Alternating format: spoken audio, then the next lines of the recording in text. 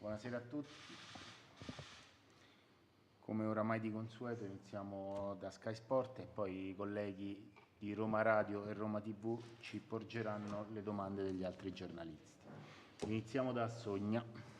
Fonseca, nelle varie cose che non hanno funzionato nel 2020 c'è la mancata crescita di alcuni giocatori. Tra l'altro vorrei parlare di due giocatori di due ruoli che lei ha valorizzato molto nel passato, gli esterni alti.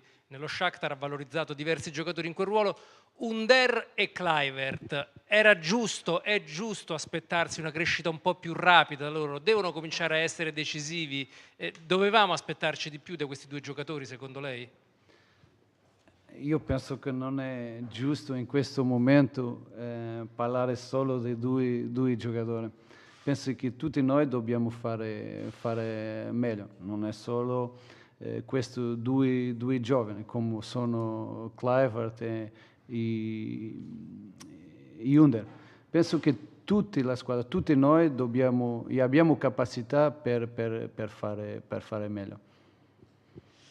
A fine partita dopo il Napoli ci ha detto che avrebbe cambiato un pochino di meno. Le volevo chiedere se in un eventuale sistema difensivo a 3 c'è la possibilità di vedere Cristante tre difensori centrali, visto che Smalling non ci sarà per una decina di giorni. Sì, se giocheremo in questo sistema, Cristante può essere una possibilità. Noi abbiamo Smalling per questa partita e penso che Cristante ha giocato in questa posizione questa stagione, ha giocato molto bene. Nella partita con Parma porta, oltre a qualità all'inizio della costruzione, penso che se giocheremo in questo sistema può essere una soluzione. Domanda da parte dell'ANSA. Nei giorni scorsi ha escluso una correlazione tra i risultati negativi in campo e le notizie riguardanti il passaggio di proprietà. Come si spiega allora la flessione della squadra nel 2020? Io penso che dobbiamo separare i momenti. Penso che noi abbiamo iniziato bene l'inizio dell'anno e dopo abbiamo recuperato, abbiamo tre vittorie consecutive, abbiamo passato la Lega Europa e dopo della partita con la Sampdoria abbiamo la sconfitta con Milan. Io penso che qui nella squadra esiste un problema che stiamo lavorando per cambiare questo, che le sconfitte qui sono molto pesanti e la squadra ha difficoltà a recuperare dopo di una sconfitta. Ma penso che abbiamo perso con il Napoli, ma penso che la squadra ha dato segnale che sta recuperando e penso che io credo che domani la squadra farà meglio anche che con la squadra di Napoli. Mister, Tuttosport continua sull'atteggiamento tattico e le chiede se l'assenza di Smalling sarà decisivo da questo punto di vista. No, il sistema non dipende da uno giocatore.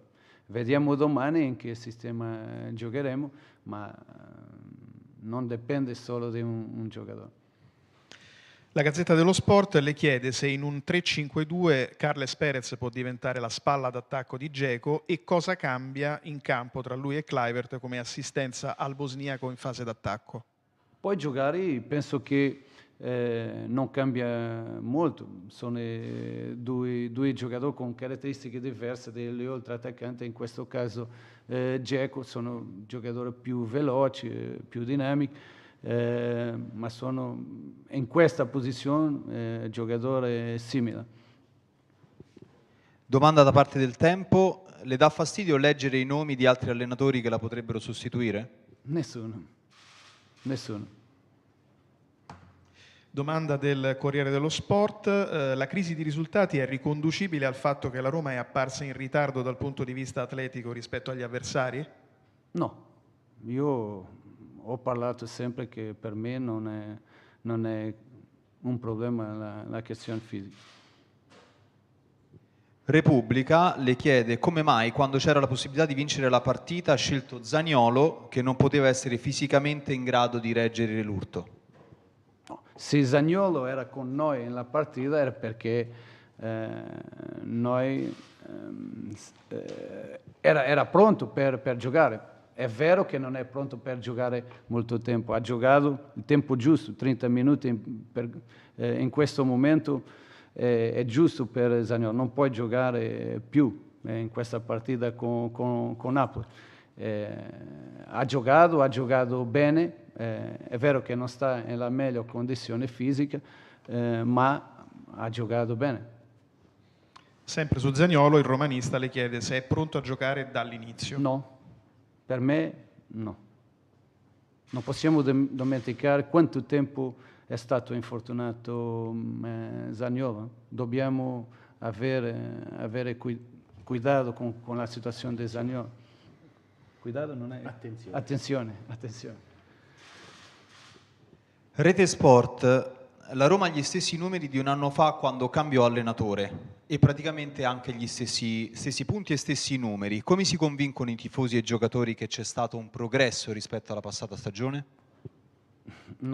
Penso per me non è giusto fare comparazione con l'oltre stagione.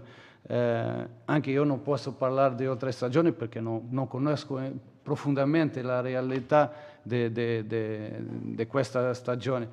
Io conosco questa stagione e penso che tutti noi sappiamo che abbiamo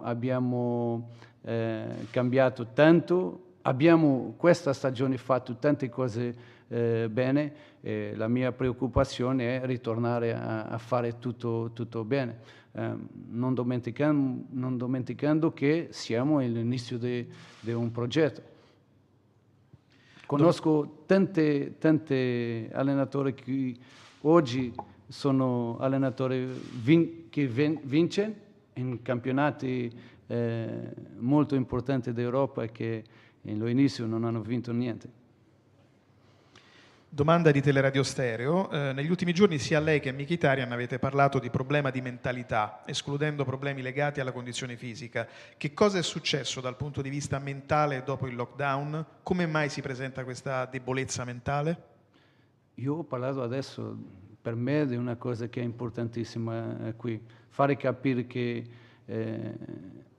per la squadra che una sconfitta è solo una sconfitta. Dobbiamo analizzare la sconfitta, non possiamo stare soddisfatti quando non vinciamo, ma la sconfitta qui non può essere tanto pesante, non può influenzare dopo il futuro. È un problema che stiamo lavorando per cambiare questa mentalità. Centro Sono Sport le chiede, nel calcio ci sono alcune situazioni che sono abbastanza codificate. Tornando alla partita contro il Napoli, fa riferimento al gol di Callejon e al taglio di Callejon sul cross di Insigne. La domanda è come si prepara per reagire a situazioni tattiche del genere? Noi abbiamo lavorato questi tipi di situazioni. Penso che per noi era chiaro che poi succede. Devo dire più. Quando ho giocato come allenatore di Shakhtar era gli stessi movimenti, ma devo dire anche altre cose. Penso che abbiamo preparato bene, ma devo dire che le due situazioni sono due situazioni di grande ispirazione. Sono due situazioni che hanno fatto nel tempo giusto, che è difficile di contrariare. E qui io penso che ha grande merito dei giocatori di Napoli. Domanda di Roma Radio, parliamo del Parma. Sulla base delle due precedenti occasioni in cui ha incontrato il Parma, che squadra si aspetta stavolta, anche come atteggiamento? Questa squadra è una squadra molto aggressiva, è una squadra che per me è una delle meglio in contropiede. E penso che domani sarà una squadra di contropiede, molto pericolosa, con i giocatori in attacco molto forti. Penso che possiamo aspettare una squadra che giocherà in contropiede.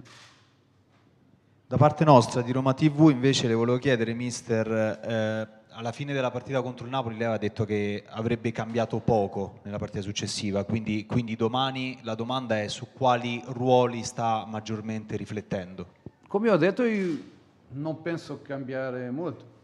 Abbiamo la situazione di Smalling che non può giocare, abbiamo le situazioni di Zappacosta che è stato tanto tempo infortunato e adesso ha fatto 2 partite che sta fastidioso, ho questa dubbia, e ho più 2 dubbi per questa partita, ma sicuro che non cambierei molto.